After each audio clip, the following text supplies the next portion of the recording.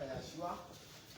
Yangu ni kumshukuru Baba wetu wa mbingu na nchi kwa sababu ya fadhili zake, kwa sababu ya wema wake, na pia kwa sababu ya huruma zake, na pia kwa sababu ya siku ya leo ambayo ameona ni jambo nzuri, jambo la kupendeza, ili apate kutujumuisha pamoja katika kikao hiki, ili angalau tupate kumeza mkate pamoja wa siku ya leo.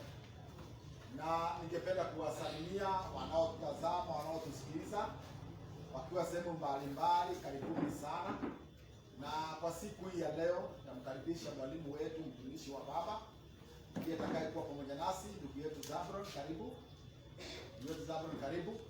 Ndiye atakayekuwa pamoja nasi siku hii ya leo, ndiye atakayekuwa mwalimu wetu katika neno ambalo Baba wetu atakuwa ameweka ndani yake, ili apate kutufunza yale ambayo ni mapenzi ya Baba. Kwa hivyo ningewaomba, ningewasihi popote ulipo, ukiwa hapa kanisani, ukiwa sehemu mbalimbali, tupate kuandamana pamoja, ili angalau hili neno la siku ya leo pia ipate kutujenga kama jinsi ambavyo yale ambayo yamepita yamekuwa kutujenga. Kwa hivyo karibu sana ndugu, Mungu Baba atakapokuwa ametuwezesha ili tupate kuendelea pamoja. Karibu sana.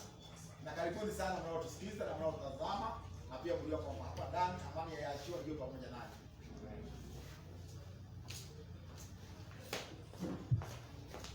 Shalom. Na wasabai nyote kwa upendo yako Messiah, hamjambo. Nami sina budi kushukuru Mfalme wa mbingu na nchi kwa ajili ya rehema na fadhili zake, hasa wakati mwema kama huu ambao amenikabidhi, ili tukapate kusemezana nanyi kwa ajili ya mahimizo machache ambayo ameweka ndani ya roho yangu, ili tujue ni yapi yaliyo mahusia Baba angependa sisi tuwe naye kama waja wake. Shalom. Kwa hivyo nawakaribisha nyote ambao mmekusanyika mahali hapa, pamoja na wale ambao wanatutizama toka maeneo kadha wa kadha wa Jamhuri yetu ya Kenya, hata na nchi zingine, ili tukapata kuhimizana katika fundisho la siku ya leo. Ningependa ninene jambo moja ambalo limeshamiri sana katika waabudu wa Elohim siku hizi za leo, hasa kizazi hiki, na fundisho ambalo ningependa tuandamane nawe ni deception of serving Elohim. Shalom. Ya kwamba ni udanganyifu wa kumtumikia Elohim. Shalom. Ndio ningependa tuimizane kwa hilo. Watu wengi leo hii mahali popote waliko, na hata katika madhehebu mbalimbali unapotizama, kila mtu wakiri akidai kwamba anatumikia Elohim. Hakuna mtu atakaye kuja kwako na kuambikie kwamba mimi ni mtumishi wa shetani. Hakuna. Shalom. Hakuna mtu atakaye kuja kwako na kuambia kwamba mimi kazi ninayofanya hii si kazi ya Baba, ninafanya kazi ya mpinzani wa Baba, yani ya shetani. Hakuna. Kila mtu ajaye anasema anatumikia nani? Elohim. Shalom. Ndiposa neno la Baba limekuwa na udanganyifu mwingi.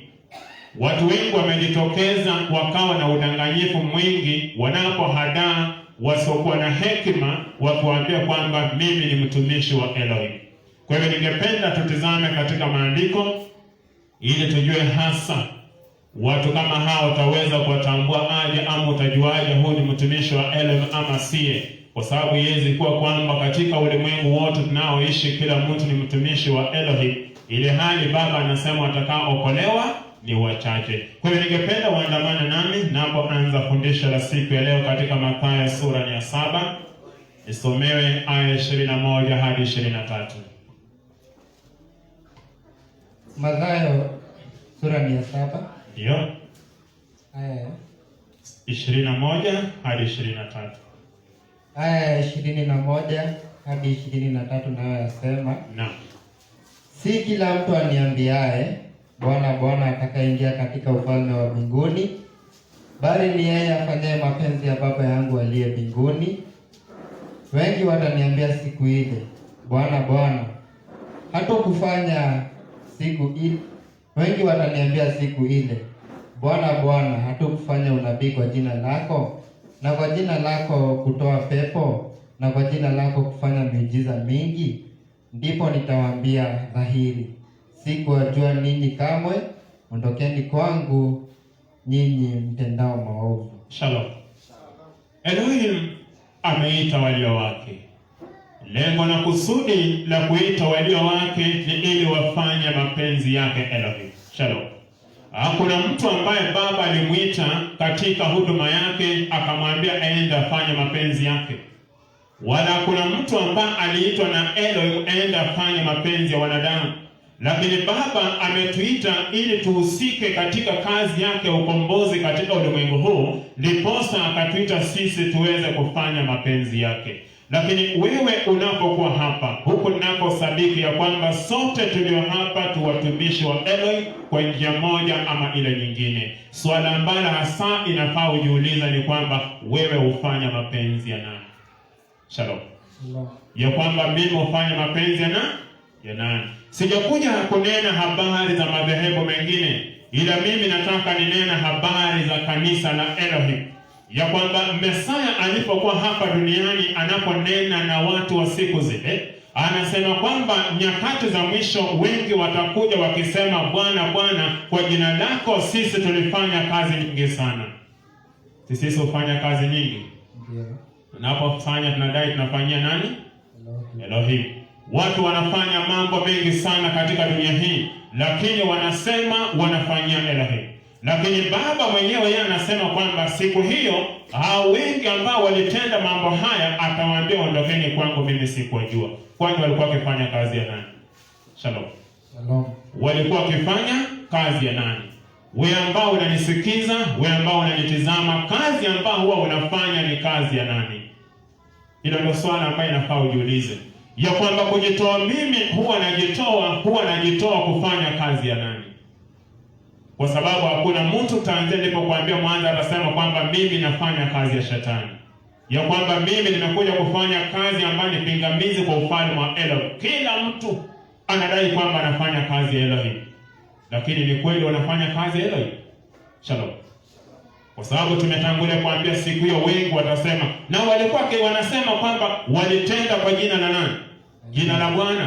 Walifanya miujiza kwa jina la nani? Jina la Bwana. Kumaanisha hawa ni watu halisi ambao walifahamu Elohim, na hata wakafahamu jina lake, wakafahamu matakwa yake, wakafahamu mapenzi ya Baba ni yapi. Ndipo walikuwa wakitenda kwa jina lake. Lakini yeye atawaambia, nyinyi hamkufanya kazi yangu. Kwa hivyo unapokaa hapa lazima ujiulize na useme, mimi ni kazi ya nani ambaye mimi huwa ninafanya? Watazame mfano wa mtu mmoja katika maandiko ili tuone tunapokaa katika ulimwengu huu. Yaweza kuwa kwamba Baba alikukataa, Baba tena hayuko nawe, ili hali wewe bado umesimama unasema kwamba mimi ni mtumishi wa Elohim. Yaweza kuwa kuimba kwangu, kutoa sifa kwangu, kushauri kwangu, kuhubiri na kufundisha kwangu, mimi Baba alinikataa, lakini bado niko hapa madhabahuni nasema mimi Zabulon ni mtumishi wa Elohim. Yaweza kuwa kuna mambo kama haya yanatukia. Nisomea katika Samueli wa kwanza 16 aya ya kwanza sehemu ya A. Samueli wa kwanza 16. Ndio. Aya ya kwanza sehemu ya kwanza hiyo. Bwana akamwambia Samueli, ndio, hata lini utamlilia Sauli, ikiwa mimi nimemkataa asiwamiliki Israeli? Fikisha hapo. Shalom. Tunanena habari za mfalme wa Israeli wakati huo ambaye alikuwa ni nani? Sauli. Biblia inasema kwamba ilifika wakati ambapo Elohim akawa amemkataa Sauli kwa mfalme katika nchi ya Israeli. Lakini licha kwamba alikuwa amekataliwa, Sauli aliendelea kwa mfalme. Shalom.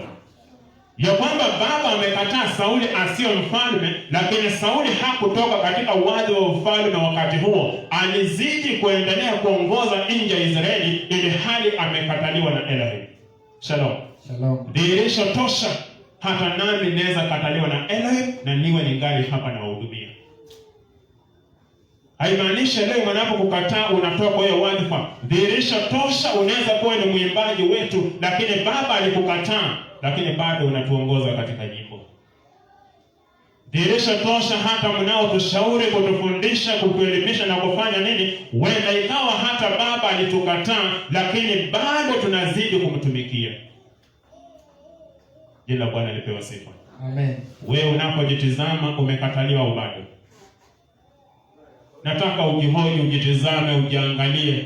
Utizame mienendo zako, kuishi kwako, unavyokaa na uhusiano wako ulionao na watu na wale wengine. Wewe bado umekataliwa na unazidi kuhudumia watu wa Elohim, ama wewe bado baba anatembea na wewe? Kwa sababu tunapotizama maisha yetu tunayoishi, hasa sisi ambao tunasimama kuelekeza watu kwa utuma katika ufalme wa Elohim, angalia mienendo, tabia na mambo tulio nayo. Wengi wetu tulikataliwa na baba, hatustahili kuwa watumishi wake. Jinsi Sauli alivyokataliwa na Elohim asiwe mfalme katika nchi ya Israeli, lakini alizidi kuwaongoza wana wa Israeli. Kwa hivyo there is deception in serving Elohim. Kuna udanganyifu mwingi wa wale ambao wanatumikia Elohim. Hata wewe unayenisikiza, sijui unafunza na kuelimisha na nani, lakini huenda kuna udanganyifu mwingi katika wale wanaotuongoza, kutuelimisha na kutufikisha kwa Elohim. Wenda baba aliwakataa, they don't deserve kwa watumishi wake, lakini bado wanaongoza. Shalom. Wenda ikawa mimi nilikataliwa na Elohim, akasema mimi Zabulon sio mtumishi wangu, lakini bado niko hapa kwa madhabahu, nimesimama, ninaongoza watu wa Elohim. Lakini bado kule ambako huko unanisikiza, katika nchi unayonisikiza, wenda bado unaongozwa na watu ambao baba aliwakataa. Na leo itabidi tutambue na tujue hawa watu ambao baba aliwakataa na bado wako katika utumishi wa Elohim ni watu wa sampuli gani? Shalom. Na ningeomba uombe sana Elohim akupe neema na kibali, usije ukawa miongoni mwa wale ambao walikataliwa na Elohim na bado unazidi kuongoza watu wake. Kwa maana maandiko yanasema kipofu akimuongoza kipofu mwenzake, wote wanaenda wapi? Hata akikuahidi mbingu, hata akikuahidi ufalme ujao, lakini yeye ni kipofu, anaongoza vipofu wenzake. Lakini yeye ni mtu aliyekataliwa na anazidi kuongoza watu wake. Mnaelekea wapi nyote? Wote mnaelekea wapi? Kwenye simu. Kwa hivyo Sauli anapozidi kuongoza wana wa Israeli kama jemedar ama kama mfalme wao, kumbuka baba anaambia Samueli, mimi nilimkataa. Hata kama yeye ni mfalme, nilimkataa. Hata kama wewe ni mzee wa kanisa, lakini baba anasema alikukataa. Hata kama wewe ni mwalimu, hata kama wewe ni mwimbaji, hata kama wewe ni mwinjilisti, hata kama wewe ni mshauri, hata wewe ni archbishop, reverend na kadhalika, huenda baba anasema mimi huyu nilimkataa. Lakini bado anafanya nini? Anatumika. Shalom. Wewe ni mmoja wao? Ningependa ujiulize na ujihoji. Mimi ni mmoja ambao walikataliwa na Elohim, lakini bado nimesimama pale katika njia hiyo hiyo ili kwamba mimi natumikia Elohim. Watu kama hawa huwa na bidii. Watu kama hawa hufanya mambo makuu, na unapotazama wendo ukaona kwamba ukasema kwamba hawa hakika wanafanya mapenzi yake baba. Hebu nisomewe katika Injili ya Yohana, Luka. Injili ya Luka sura ya 10:38 hadi 42. Injili ya Luka 10 aya 38 ndio hadi ya 42. Ikawa katika kuenenda kwa waliingia katika kijiji kimoja. Naam. Mwanamke mmoja jina lake Martha akamkaribisha nyumbani kwake. Ndio. Naye alikuwa na umbu lake aitwaye Mariamu, aliyeketi miguuni pake Yeshua akasikiliza maneno yake. Ndio. Lakini Martha alikuwa akihangaika kwa utumishi mwingi, akamwendea akasema, Bwana, huoni vibaya hivyo ndugu yangu alivyoniacha nitumike peke yangu? Bwana akajibu akamwambia, Martha, Martha, unasumbuka na kufadhaika kwa ajili ya vitu vingi, lakini kinatakiwa kitu kimoja tu, na Mariamu aliyemchagua fungu lililo njema, ambalo hataondolewa. Shalom. Ya kwamba katika pilika zake alipokuwa akitembea katika huduma wake katika ulimwengu huu zama zile, ikafika Yashua alipokuwa akitembea na wanafunzi wake, wakapita katika kijiji kimoja, wakafika katika nyumba alimoishi dada mmoja jina lake ambaye ni Martha, wakawa na umbu lake pale ambaye anaitwa Mariamu. Shalom. Shalom. Sasa swali ambalo ningependa niulize, ikiwa mgeni amekutembelea na uhangaike ili umwandalie kitu ambacho inafaa ale na anywe, kuna ubaya? Kuna ubaya. Kuna ubaya hapo? Shalom. Shalom. Ya kwamba Martha akaanza kuhangaika kwa vitu vingi kwa ajili ya kumpendeza Yeshua na wanafunzi wake wapate kitu cha kula. Lakini tazama hii huduma ambayo Martha anatoa. Inafika mahali Martha anatenda dhambi katika huduma hiyo ambayo anadai kwamba anamtolea Masihi. Shalom. Anaanza kulalamika na kunung'unika. Shalom. Wewe unafanyia Elohim kazi kwa kulalamika na kunung'unika. Lakini anatuambia kwamba umeteuliwa na Elohim upate kufikisha watu katika ng'ambo ya pili.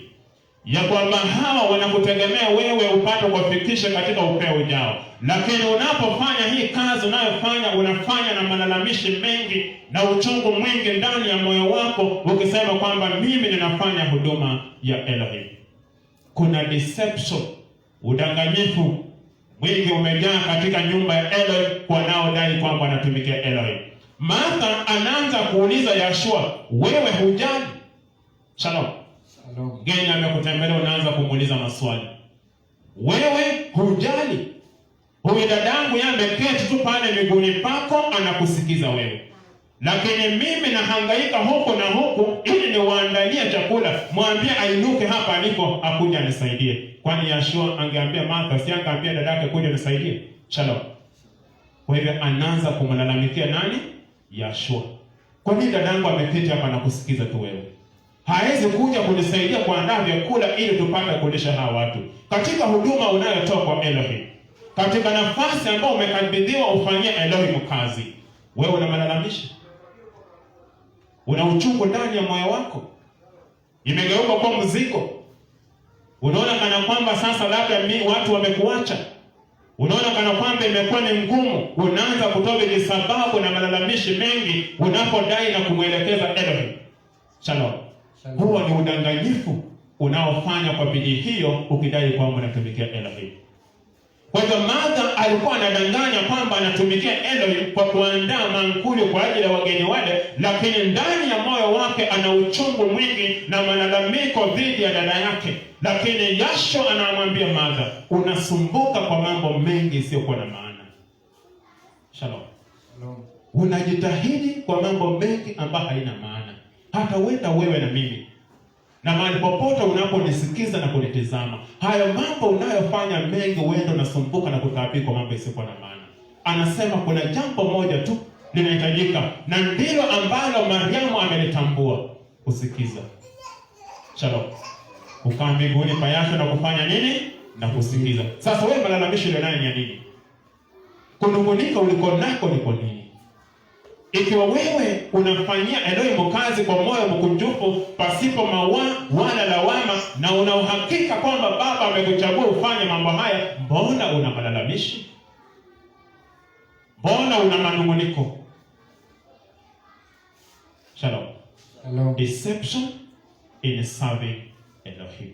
Udanganyifu katika kufanyia nani kazi? Elohim. Sasa ukiangalia na ujitizame, wewe ni Martha ama ni Mariamu? Who are you katika huduma ya Elohim? Mahali popote ulipo, na hii sinenei watu wasiojua Elohim, ninanena kwa kanisa la Elohim mahali popote lilipo. Mnapofanya kazi ya Baba, are you deceiving? Ama mnafanya kweli ya Baba ameelekeza mpate kufanya?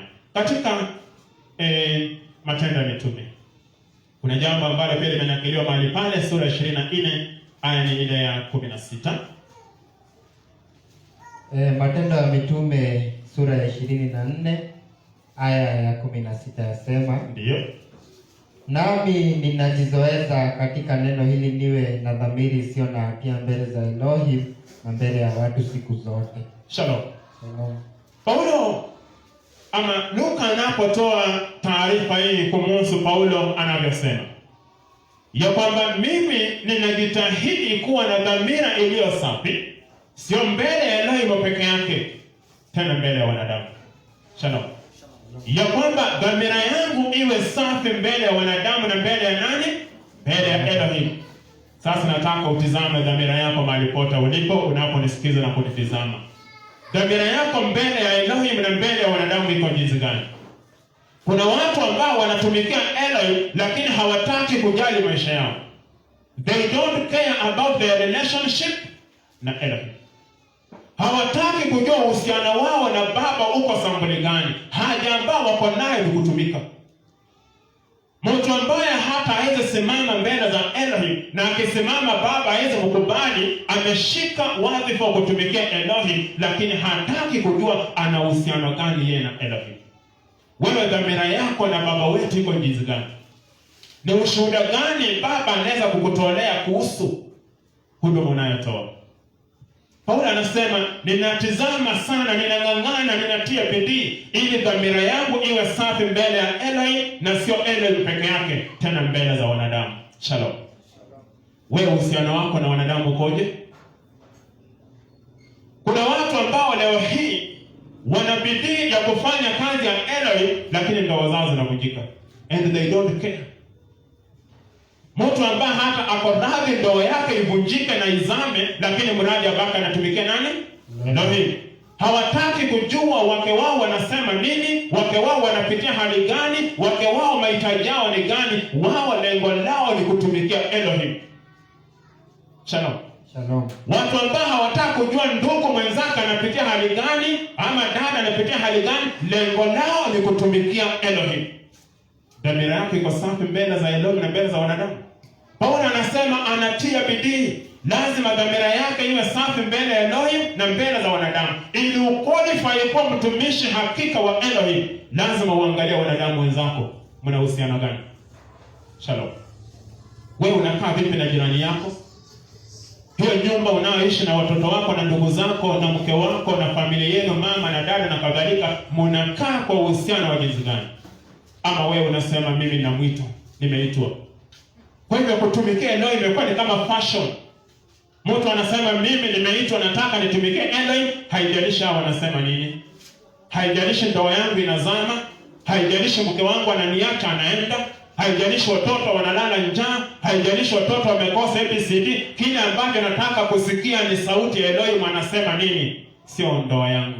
Shalom. Wacha kutudanganya.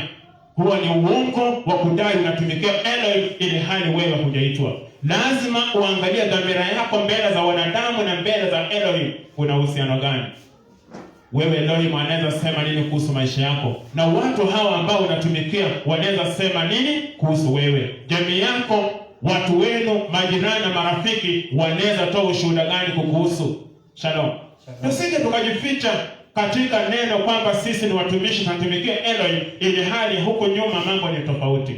Sasa wewe unayenisikiza na kunitizama, ningependa ujiangalie na ufikirie na pia ujipime kwenye mizani. Utizame kwamba wewe ni mtumishi wa Elohim, sikatai. Lakini ili uqualify, dhamira yako mbele za watu na mbele za Elohim ni jinsi gani? Ama wewe unasema kama mimi sijali.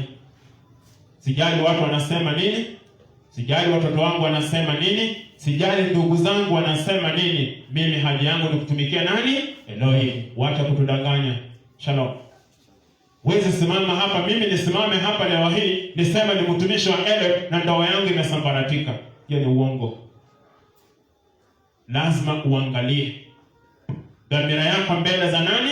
Za wanadamu na za Elohim ni jinsi gani? Hebu nisomee katika Wakorintho wa pili sura ya 11 aya 14 hadi 15.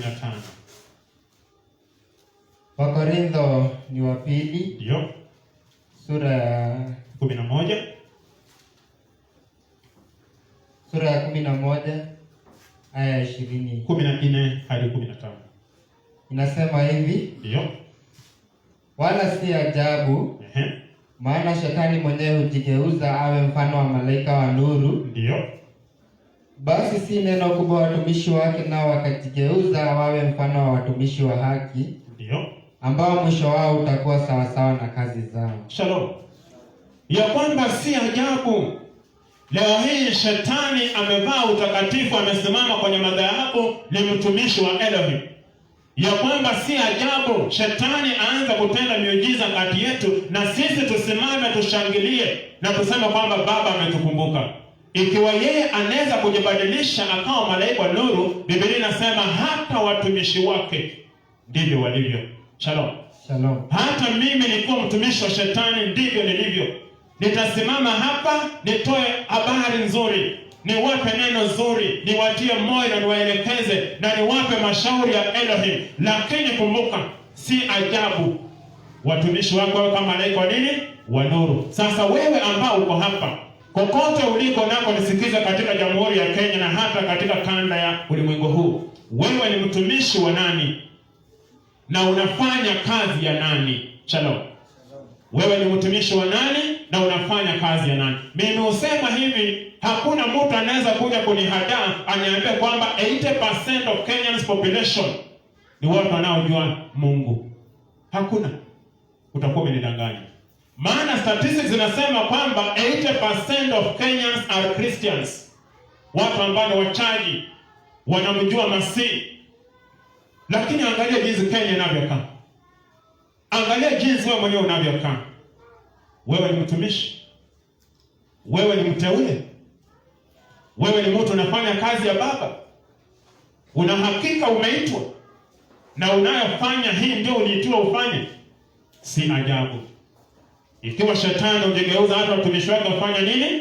Wana uwezo wa kujigeuza wao watumishi wa nuru katika nyumba za Baba na nyumba za Elohim, lakini kazi wanayofanya sio kazi ya Baba. Ndiposa Biblia inasema na siku hiyo wengi watasema, kwa jina lako mimi nilitoa pepo, kwa jina lako mimi nilifanya miujiza na nikatenda mengi, lakini yeye atawaambia ondoka, mimi sikukujua. Kwani alikuwa akifanya kazi gani? Aliomba kwa jina la nani? Alifukuza pepo kwa jina la nani? Aliponya kwa jina la nani? Na ni kwa nini anaambia ondoka, mimi sikujua? Kwa hivyo lazima ujiadhari na ujiangalie. Wewe unayetuimbisha hapa, unayeomba nyimbo na kutufariji hapa, unayetupa hadithi na kutusomea maandiko, unayetuhubiria na kutufunza kokote katika ulimwengu mahali ulipo, wewe ni mtumishi wa nani? Shalom. Shalom. It's not possible kwamba kila mtu ni mtumishi. Haiwezekani kwamba kila mtu ni mtumishi. Haiwezekani kwamba kila mtu ni mtumishi. Hiyo mimi nakataa. Lazima kuna udanganyifu katika kazi ya nani? Kazi ya Elohim. Kuna watu hawafanyi kazi ya Baba, lakini kwa nje wanapotizama na kuonekana, wao wanaonekana wanafanya kazi ya nani? Ya Elohim, lakini ndani sio halisi wa mambo. They are not serving Elohim. Sasa lazima na ujiangalie na ujiulize na ujipe maswali, mimi hufanya kazi ya nani? Na hii inahusu kila mmoja wetu. Hakuna specific person inaongelea. Inahusu wewe, inahusu mimi. Unafanya kazi ya nani? Shalom. Shalom. Na hata wengine hatujakuja hapa kanisani kwa sababu tunatii Elohim. Kuna sababu tumekuja. Maana kama Baba angefungua mioyo zetu tuanze kutazama lengo na kusudi kwa nini tulikuja hapa. Some of you hamjakuja kwa sababu mmekuja kuabudu. There is a hidden agenda behind your coming here. Kuna sababu fiche kwa nini umekuja hapa. Lakini tukiwa wote hapa tunadanganyana, we are deceiving each other. The reason why we are here, tumekuja kuserve Elohim, lakini sio ukweli ama uhalisi wa mambo. Wenda kuna nini? Ufiche. Warumi 16 aya 17 na 14. Ningependa nisomewe version ya Kiingereza. Romans chapter 16. Romans chapter 16 verse 17 and 18. Verse 17 and 18. Ndio. Inasema, Ndio.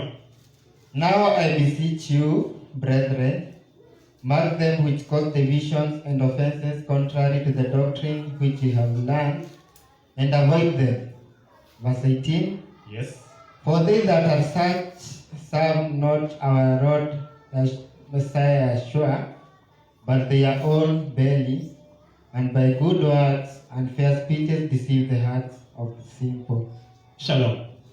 Ningependa nisomee version kwa sababu ya Kiswahili inatumia kwamba ndugu zangu na wasi waangalia wale wafanyao fitina, lakini ya Kiingereza inasema waangalie sana wale wanao cause division, matengano kati ya ndugu na dada. Shalom.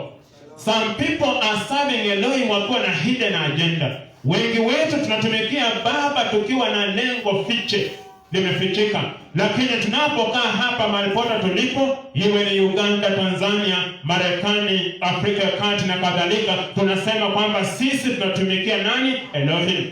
Lakini unapotazama hawa watu jinsi walivyo na wanavyofanya utumishi wao, lengo na makusudi ni kukosa magawanyiko. Shalom. Biblia inasema watizama wale, Kiingereza inasema mark them.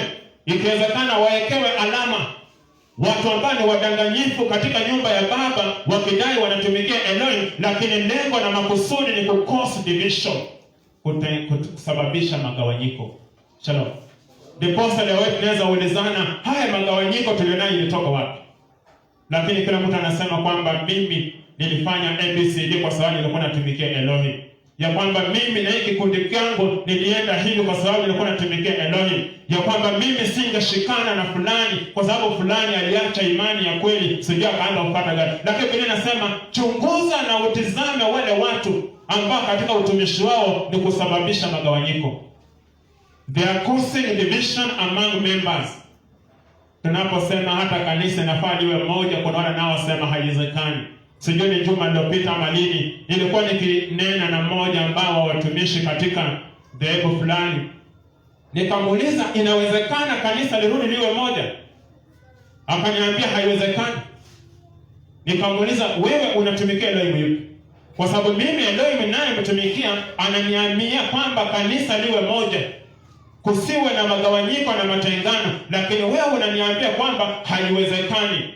Akaniambia labda miaka ijayo itawezekana. Itawezekanaje ili hali mbegu hiyo tunapanda kwa ndugu zetu, tunapanda kwa watoto wetu, tunapanda kwa wazee na mama wetu? Itawezekana? Mtoto anapozaliwa akianza kufikisha miaka ya kujielewa, ashaanza kuonyesha magawanyiko. Ashaanza kutajua fulani wa fulani, kikundi hiki na kikundi kile, watu wale wawe hawa na hawa. Itawezekanaje tuwe na umoja? Kwa hivyo there is deception.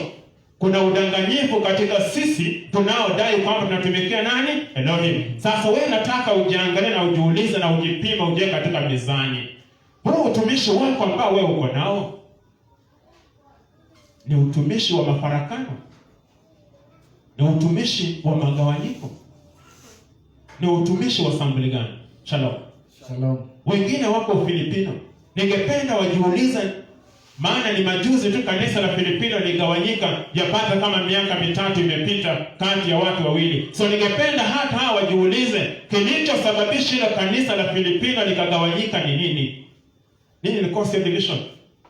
Kwa sababu walianza kwa umoja, lakini ikisemekana hawezi maliza kwa umoja. Nini ilisababisha? Shalom. Hata wewe ujiulize na mimi nijiulize, wewe unaponena na watu, unapokaa na watu na kuwaelekeza mahali pote ulipo, wewe usababisha magawanyiko ama wewe usababisha umoja wa mwili wa Masihi? Kwa hivyo if there is anybody ambaye anasaa lakini lengo na kusudi ni kukosa division, huyo mtu lazima angaliwe. Lazima angaliwe anatumikia nani? Shalom. Kwa sababu sisi tunatumikia Elohim wa umoja, Elohim ambaye hana nini?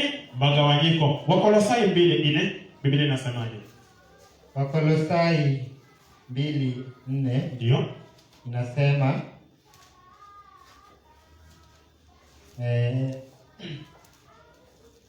nasema neno hili, mtu asije akawadanganya kwa maneno ya kuwashawishi. Shalom. Ya kwamba mimi nawaambia neno hili, Paulo anaponena kanisa la Kolosai, mtu awaye yote asije akawadanganya ninyi kwa maneno ya kuwashawishi. Mtu yote asije akakuconvince kwa maneno ya kukushawishi. Shalom. Shalom. Ikiwa sisi lengo na makusudi ni kutumikia Elohim, wacha tushawishi watu na nini? Maandiko ya Biblia. Shalom. Shalom. Wacha tujenge watu katika misingi ya nini? Maandiko ya Biblia. Hata wewe unayenitazama na kunitisikiza mahali pote ulipo, wacha ujengwe katika msingi wa maandiko ya nini? Ya Biblia. Ya kwamba mtu awaye yote asije akawashawishi kwa maneno. Shalom. Shalom. Wakati mwingine Paulo anaponena kanisa la Wagalatia anawaambia, hata kama malaika atashuka na ahubirie injili nyingine kando na ile mimi ama tuliyofundisha, na alaniwe. Msifuate mtu wa sampuli hiyo. Kwa hivyo mimi nawaambia, mtu yote asije akafanya nini? Akawashawishi. Angalia ni maneno gani mazuri, the quoted speech ambaye anapokuletea ni kama dawa fulani. Nilikuwa nikimeza za mazile nikiwa mtoto.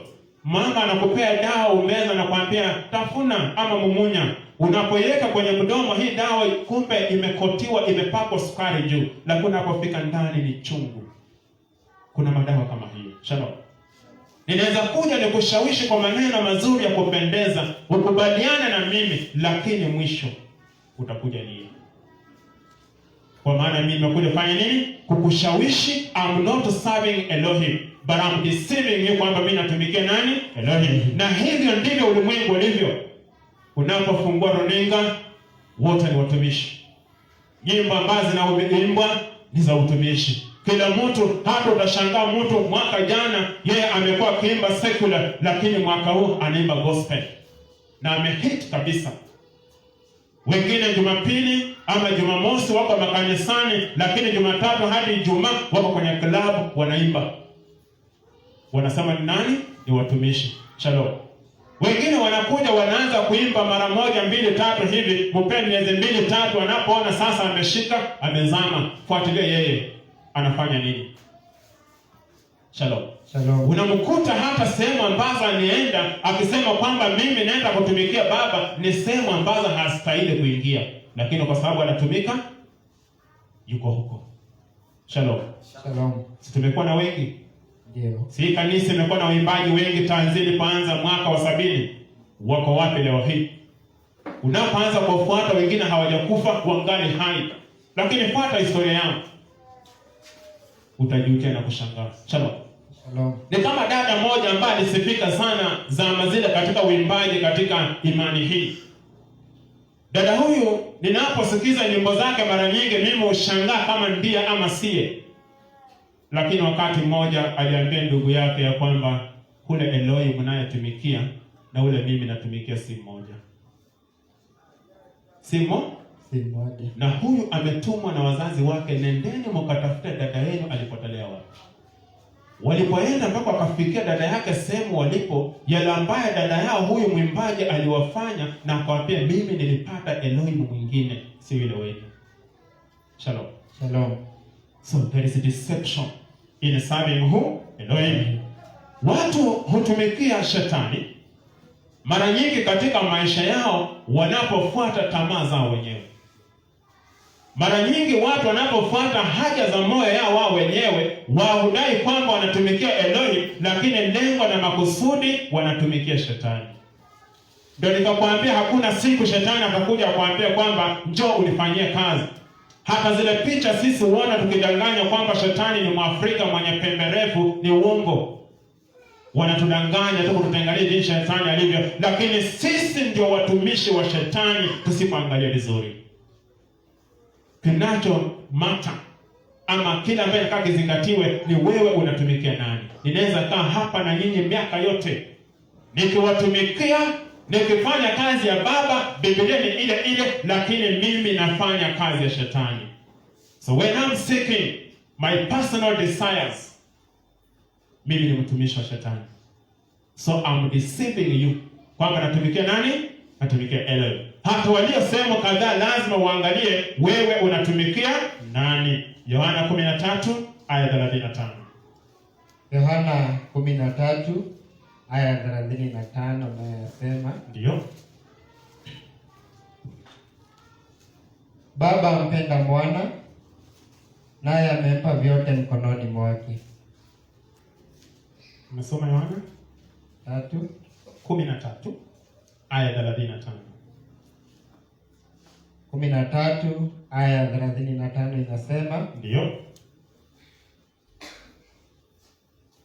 hivyo watu wote watatambua ya kuwa ninyi mmekuwa wanafunzi wangu mkiwa na upendo ninyi kwa ninyi. Shalom. Shalom. Ya kwamba ulimwengu haustahili hata usikie mafundisho mlio nayo. Ulimwengu haustahili hata uje uketi hapa uwasikize. Lakini kuna jambo moja tu ambayo ulimwengu inafaa itizame na ione na iseme hawa ni wanafunzi wa Yeshua, naye ni upendo. Shalom. Shalom. So when I'm serving you, yet mimi nina lack upendo, Am I not deceiving you? Ikiwa mimi nawatumikia lakini sina upendo, je, siwadanganyi? Shalom. Shalom. Deception in serving who? Elohim. Udanganyifu katika kumtumikia Elohim. Mimi ni mtumishi wenu, ninawapenda lakini sina upendo. Lakini nawaambia mimi nimetumwa, niliitwa. Baba alinijia mwaka fulani akanionyesha vision. Na ile vision niliyoiona ikawa inanielekeza mahali fulani na nikafungua kanisa, na leo hii tunaendelea na Baba, bado tunatembea na Elohim, jinsi Paulo anavyosema nifuate mimi, jinsi ninavyofuata Masihi. Yet sina nini? Upendo. Hiyo ni deception. Ninawadanganya. Mimi si mtumishi wa nani? Wa Elohim. So wakati utakapoona mimi na kutumikia, ama yule anayekutumikia kule Marekani, yule anayekutumikia kule Nairobi, na hata yule aliye magharibi mwa Kenya na Nyanza, na hata yule ambako hiyo sehemu zingine anakutumikia lakini hana upendo, huyu anakudanganya. He is not serving Elohim. Kuna mwenye anatumikia. So there is deception in serving Elohim. Kuna udanganyifu kwa nyumba ya Elohim ya kwamba tunatumikia nani? Elohim. Anybody ambaye hana upendo lakini yeye ni mtumishi kwa nyumba ya Baba ni muongo, hatumikie Elohim. Shalom. Shalom. Hata aliyekuja katika kanisa hili asubuhi amesema amekuja kuabudu, asikize Elohim mapenzi yake, lakini amekuja hana upendo, ni muongo. Shalom. Shalom. Huyo ni nani? Ni muongo. Mimi ninajua kuna watu katika kanisa hii, waambie toka hapa wenda ushiriki mahali fulani, heri akae nyumbani. Kweli si kweli? Katika kanisa hii kuna mtu ameapa mbele ya mbingu na nchi, mimi dhehebu fulani siwezi kanyaka, ili hali ni ndugu na dada wenzio ambao wanashika amri na ushuhuda ya Yahshua Messiah. Anasema mimi siwezi. Huyo mtu ana upendo? Amen. Anasema mimi afadhali ni kama hakuna kanisa Stima Line na sehemu nyingine ndio kuna kanisa, wacha nikae nyumbani, mimi siwezi enda kushiriki na kina nani. Na ni mtumishi, ni Masihi, anangoja ufalme. Huyo mtu hatudanganyi? Anatudanganya. Huyo si ni muongo? Shalom. Sasa kama wewe ni baadhi ya sample ya watu wa namna hiyo, wewe ni muongo. Umejificha hapo na tudanganya wewe ni mlokole, lakini hauna ulokole ndani yako. You are just deceiving people. Kwa sababu kama huna upendo, wewe ni mtumishi wa shetani. Usidanganyane, tuambiane ukweli. Shalom. Shalom. Tunaishi katika kizazi cha mwisho, nyakati za hatari. Anything can happen. Mesa anaweza rudi wakati wowote. Wacha tuambiane ukweli. Yeyote ambaye anatumikia Elohim, yeyote ambaye anaingia kwa nyumba ya Elohim, yeyote ambaye ni mshauri, yeyote ambaye ni mwigizaji na kadhalika, hata manabii wanaotoa ndoto, ile hali ni watu wa matengano, wamekosa upendo, ndugu na dada, hao ni waongo. Hata wakitoa unabii, angalia unabii wao vizuri. Shalom. Shalom. Ndipo hata mimi ukija kunipa ndoto ambako umejipanga vizuri. Maana unaweza nipa ndoto nikusikize na nikuache hapo. Inaingia inatoka. Lazima nikupime vizuri kwa mizani, kwa mujibu wa Biblia. Wewe ni mtumishi wa nani unayenipa ndoto? Wewe ni mtumishi wa nani unayenishauri? Haya ambayo wewe unanipa unayapata kwa nani? Shalom. Kwa hivyo ikiwa hatuna upendo, Mesa alisema amri mpya mimi nawachieni, na amri yangu niwapaye ni hii, mpendane ninyi kwa ninyi. Hivyo watu wote watatambua kwamba nyinyi wanafunzi wa nani? Wa Yahshua Messiah. Lakini sisi tumetengana, lakini sisi tumefarakana, lakini sisi tumenyoshana vidole, lakini sisi tukakataana. Tukasema hawa na hawa na hawa na hawa, alafu tunasema kwamba sisi tunasubiri ufalme wa Yahshua uje. Upi? Ndiposa wanafunzi walimuuliza Yahshua Messiah, je, watakaookolewa ni wengi au ni wachache? Aliwaambia ni wangapi? Wachache. Shalom. Shalom. Sisi tuko wangapi? Nini natutoka katika ufalme? Si kila mtu hapa lengo na kusudi na kutafuta nini ufalme? Hata walio Marekani, walio kule kwingine, lengo lao ni nini? Ufalme. Lakini Mesa anasema watakaookolewa ni wachache. Tukafunzwa hapa enzi ya gharika ambapo Nuhu aliishi, licha kwamba hatuna idadi kamili ya watu katika ulimwengu huu, lakini nasadiki hata kama ni mbaya sana, ulimwengu haukosa watu zaidi ya milioni 10, wakati huo. Shalom. Lakini katika ulimwengu huo wote mpaka kama kulikuwa na watu 10, wangapi waliokolewa? 8.